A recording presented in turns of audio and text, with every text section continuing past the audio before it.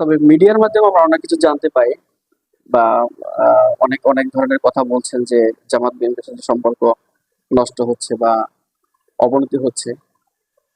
আসলে আমি তো অবনতি দেখছি না।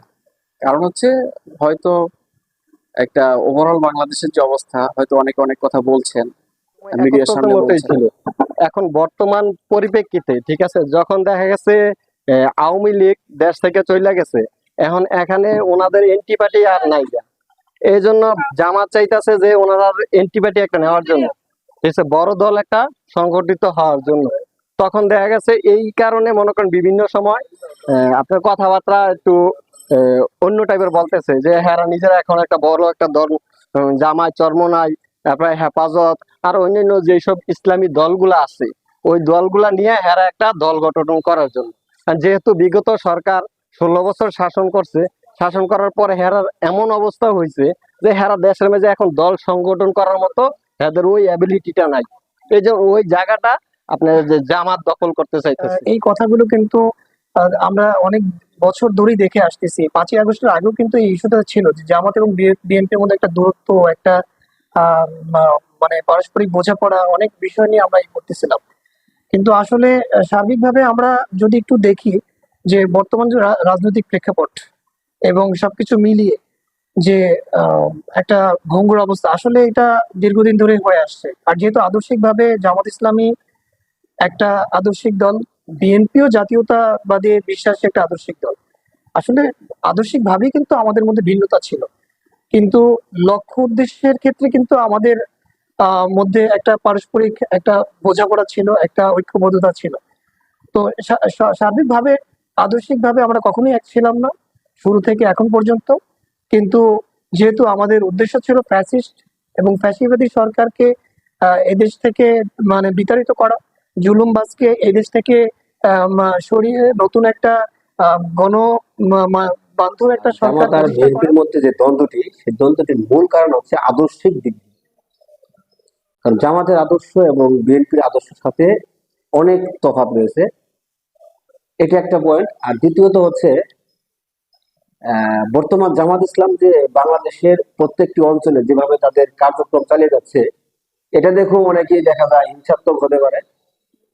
বা নীতি নৈতিকতার দিক দিয়ে বর্তমান জামাত ইসলামের নেতাকর্মীরা যেভাবে ঐক্যবদ্ধভাবে কাজ করে যাচ্ছে কেন্দ্রীয় নির্দেশনা মোতাবেক, সেই নির্দেশনা মোতাবেক কিন্তু বিএনপির পক্ষ থেকে তাদের মানে যারা দুর্নীতি পরায়ণ, যারা উচ্ছৃঙ্খল, তাদেরকে কিন্তু নিয়ন্ত্রণ করতে পারছে না কেন্দ্রীয় নেতৃত্ব। যে কারণে দেশের বিভিন্ন স্থানে দুষ্কৃতিকারী, বিএনপির ভিতরে যে দুষ্কৃতিকারী আছে, তারা দখলদারিত্ব, টেন্ডারবাজি, চাঁদাবাজির মধ্যে লিপ্ত হচ্ছে, যে কারণে জনপ্রিয়তা তারা দিন দিন হারিয়ে ফেলছে। জামাত এবং বিএনপির সম্পর্ক খারাপ একটার কারণ হলো জামাত এখন আস্তে আস্তে বড় একটা দলে পরিণত হচ্ছে এবং হলো তাদের তাদের সাপোর্টিং এ এখন সাধারণ জনগণ আছে এবং তারা তো ইসলামী রাষ্ট্র কায়েম করতে চায় বা মানে সব ধর্মের লোকেদের সাথে সব ধর্মের লোকেদের সাথে নিয়ে এই দেশ পরিচালনা করতে চায়।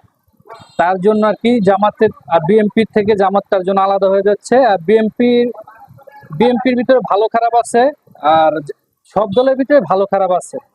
এখন হলো জামাতের ভিতরে আরো মানে সবাই দেশের সবাই চাচ্ছে জামাতের জামাতের দিকেই যাতে পাল্লাটা ভারী হয়, কারণ হলো জামাত ইসলামী রাষ্ট্র কায়েম করলে দেশের সবাই ইসলামী না, আবার জামাত বোধহয় করছি না। কারণ আমার কাছে মনে হচ্ছে বিষয়টা এমন, আসলে যেহেতু আওয়ামী লীগ এ দেশ থেকে মোটামুটি চলে গেছে, এই আওয়ামী লীগ কবে আবার এসে দাঁড়াইতে পারে এটা বলা খুব মুশকিল। সো এখন আর জাতীয় পার্টি যেহেতু আওয়ামী লীগের গৃহপালিত একটা দল ছিল, ঠিক আছে, আওয়ামী লীগ যেভাবে বলছে জাতীয় পার্টি ঠিক এভাবেই করছে। যদি বলছে আপনারা নির্বাচন করেন, করছে। যদি বলছে করবেন না, করেন। আর করেন না তো বলেই না, সবসময় তো করার কথাই বলছে, করছে।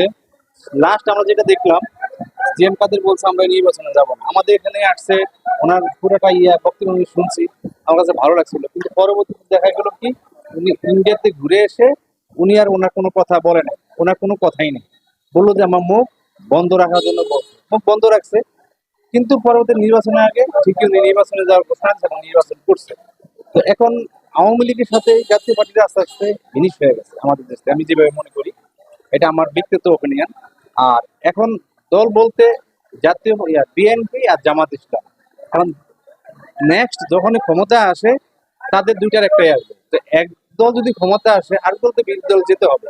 তো ওই কারণে আমার মনে হচ্ছে যে তারা নিজেদের মধ্যেই ওই ঠিক জাতীয় পার্টি আর আওয়ামী লীগের মধ্যে যেমন ছিল নিজেদের মধ্যে ওনারা কারণ 1 নম্বর কারণ আমি যেটা ব্যক্তিগতভাবে মনে করি যে জামাত একটা ইসলামী পার্টি আর বিএনপি হলো একটা জাতীয়তাবাদী বিশ্বাসী দল। এটা জাতীয়তা বিশ্বাসী, দুইটা মত মানে উদ্দেশ্য লক্ষ্য আলাদা। এই আলাদা হওয়ার কারণে জামাত একদিকে থাকে, বিএনপি আরেকদিকে থাকে। আর বিএনপি মনে করে যে জামাত ক্ষমতায় আসলে তাদের কোনো পদ পজিশন কমে যাবে, তারা ভাবতেছে যে জামাত ক্ষমতায় চলে আসবে, এই জন্য তাদের মতটা ইয়া থাকে। এই একটা। আর 2 নম্বর হলো যে বিএনপি যেটা চাচ্ছে যে কি বললাম এর আগে ভুলে গেলাম কথাটা। আহ, বা বিএনপি হলো বামপন্থী দল। এই বামপন্থী দল কখনো ইসলামকে সমর্থন করে না, যে তারা সমর্থন না করার কারণেই তাদের সাথে ছুটে যেতে চাচ্ছে।